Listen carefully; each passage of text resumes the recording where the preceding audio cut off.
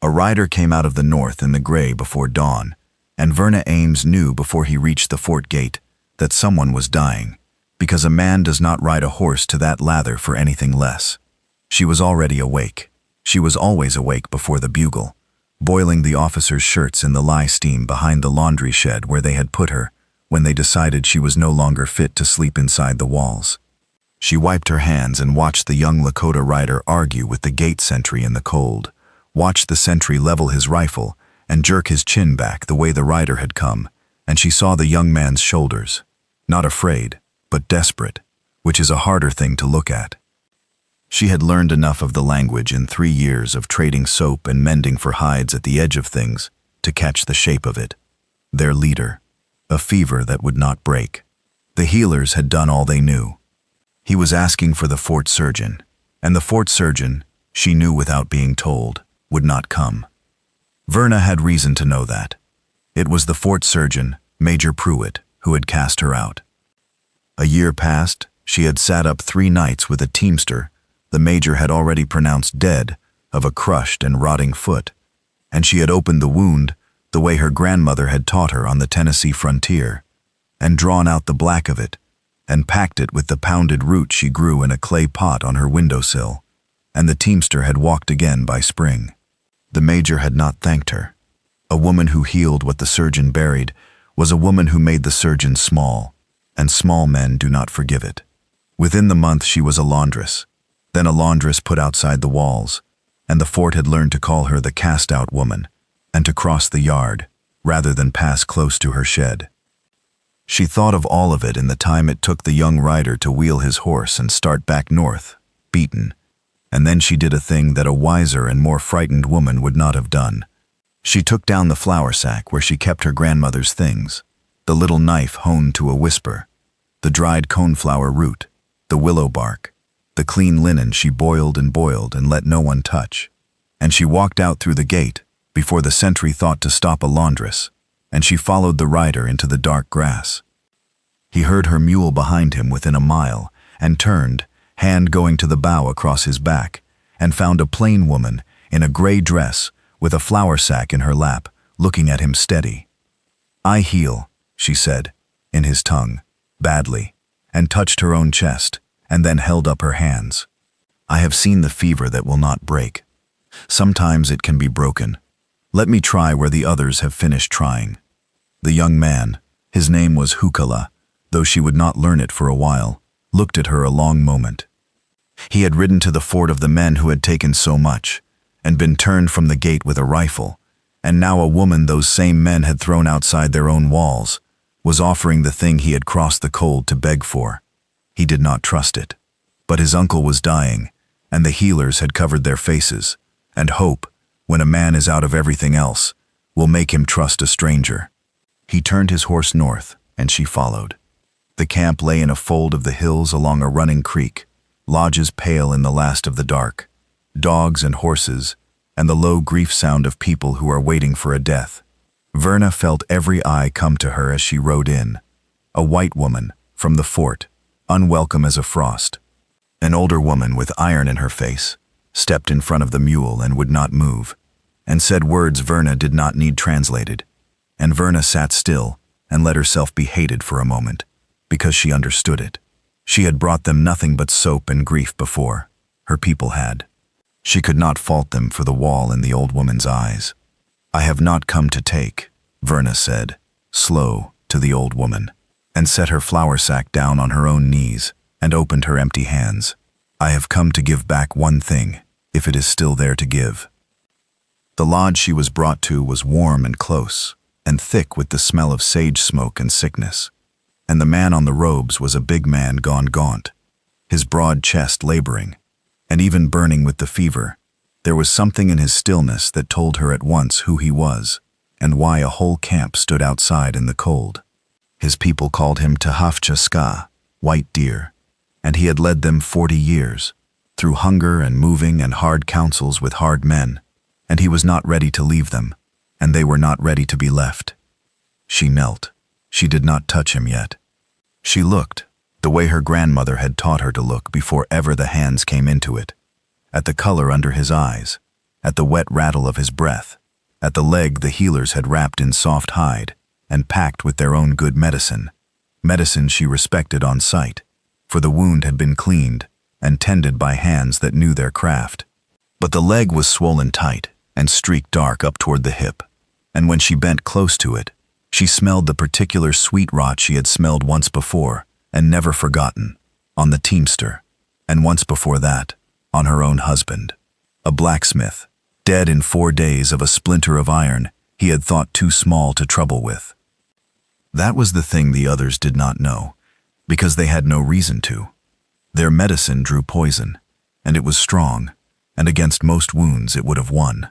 But she had lived among iron and forge scale and the small deep wounds men take from them, and she knew what their good medicine could not reach, that somewhere deep in that leg, something hard and foreign was still lodged, feeding the rot from the inside, and no poultice on the surface would ever draw it while it stayed. She lifted her head and found Hukala, and, behind him, the iron-faced old woman, who she would learn was Washte Wing, the chief's sister, and a healer herself, the one who had wrapped the leg so well. "There is metal in him," Verna said, and mimed it, a small hard thing, deep, and pointed to the streaked flesh. "Iron. From the fall. It is small. It is why the fever will not turn. It must come out, or the good medicine cannot win. I have taken such things out before. It is not gentle. But I would try, if he and you will let me." Washte Wing knelt across from her and studied the leg, and studied the strange plain woman, and Verna watched the healer in her weigh it against her own knowing, honestly, the way a true healer does, setting pride aside for the sake of the one on the robes. At last the old woman said something low to Hukala, and Hukala said, in careful trade words, "My aunt says she has felt a hardness there, and did not know its name. She says if you can name it, perhaps you can reach it. She will help you. She will not leave him alone with a stranger's hands." "I would not ask her to," Verna said, and meant it, and something eased half a degree in the old woman's iron face. It was White Deer himself who decided it. He had drifted up out of the fever at the sound of the strange voice, and he turned his head and looked at the fort woman with eyes that were tired past fear, and he spoke, and though she caught only a word of it, Hukala gave it to her whole. "He says, a life is a life, and he is not too proud to be saved by whatever hand the day sends. He says do what you have come to do. He says he sees you are not afraid of him, and he thanks you for that, for he has grown weary of being feared." Verna had heard a great deal said of the Lakota inside the fort walls, most of it ugly, none of it that. She looked at the dignified, dying man who had thanked her for not fearing him, and she felt something turn over in her that had been shut since her husband went into the ground, and she bent to her work. It was long, and it was hard, and it was not gentle as she had promised. She dulled his pain with what she had, and what Washte Wing brewed, and the two women worked over the leg together in the sage smoke light, the old healer's sure hands and the cast-out woman's small-honed knife, and near midday, Verna drew out from deep in the flesh a black, ugly splinter of iron, no longer than a thumbnail, a piece of a broken picket pin they would work out later. That had gone into him when his horse fell and rolled on the ice a fortnight gone, and she held it up in the light so all of them could see the smallness of the thing that had nearly taken their chief. And then she packed the cleaned wound with her grandmother's coneflower root and the good drawing medicine of Washte Wing together, the two healings laid in side by side, and she bound it clean. But the drawing out was not the end of the danger, and Verna knew it, and the hardest hours came after. Toward evening, the chief's breath went shallow and fast, the way a fire flares highest just before it gutters, and his skin went cold and gray, though the fever still burned beneath. And outside the lodge, Verna heard the sound of the camp change, heard the low keening begin at the edges of it, the sound a people make when they have decided a thing is lost. Hukala came to the lodge door with his grief already on his face. Washte Wing's hands trembled for the first time over her brother. Verna Ames had felt her own husband go in just this way, in just this cold gray flaring, and she had been helpless then, a young wife with no craft in her hands, and she had sworn over his grave she would never again stand empty-handed over a life she might have saved. She did not stand empty-handed now. She built the fire higher. She heated stones and packed them close about him under the robes. She got the willow bark tea, and washed a wing's strong brew down him a spoon at a time, through the long black middle of the night, the two women taking turns, neither sleeping, neither speaking of the keening outside. Near the coldest hour, Verna took the chief's big slack hand in both of hers, and bent close and said to him, low, in his own tongue as best she had it, that his people were at the door and not done needing him, and that she had not ridden into the cold and cut the iron out of him to let him slip away from stubbornness now. And whether he heard the words or only the voice, his breath, some time after, began to deepen. The fever broke that night. She felt it break under her hand near dawn, the killing heat going out of him like a tide turning, the dreadful sweet smell fading, his breath coming slower and deeper and easy, and Washte Wing, across the robes, felt it too. And the old woman lifted her iron face and looked at Verna Ames and did not smile. She was not a woman who smiled easily, but she reached across the sleeping chief and laid her worn hand over the white woman's worn hand, and held it, and that was worth more than a smile, and Verna knew it. White Deer woke clear-eyed on the second morning and asked for water and then for meat, and the camp that had been waiting for a death spilled out into the cold, laughing and weeping, and no one crossed the grass to get away from the fort woman now. She meant to go back. That was the thing. She was a laundress with a shed and a mule and a life, however small, and she had done what she came to do. But White Deer, mending, asked her to stay a few days to see the leg knit right, and Washte Wing, wordlessly, made a place for her at her own fire, and the days became a week, and Verna Ames found that outside the walls that had cast her out she was, for the first time in a long time, simply useful, and welcome, and seen. She sat many hours by White Deer as he mended, and he was a man worth sitting by. He had a slow, dry humor under the dignity, and a mind that turned things over honestly, and he asked her about her grandmother and her husband, and the iron that had killed him, and he listened as though her small, hard-worn life were a thing worth the hearing. He told her of his people, of the seasons of the hunt, of the councils he sat in that grew heavier every year as the fort and the wagons pressed closer, of a wife lost to the coughing sickness, and a son grown and gone to his own lodge, of the loneliness that sits on a man who must be strong for everyone and is allowed to lean on no one. And Verna, who had been allowed to lean on no one for years, found she understood that better than she had understood anything in a long while. "You could go back to the fort," he said to her one evening by the fire, in the trade words they had built between them, careful and slow and true. "They will want their shirts washed, or—" He looked at her across the low flames, unhurried, a man who had led 40 years, and knew the weight of the things he chose to say. "You could stay where a hand that heals is honored, and not thrown outside the wall. My sister would have you. My people would have you.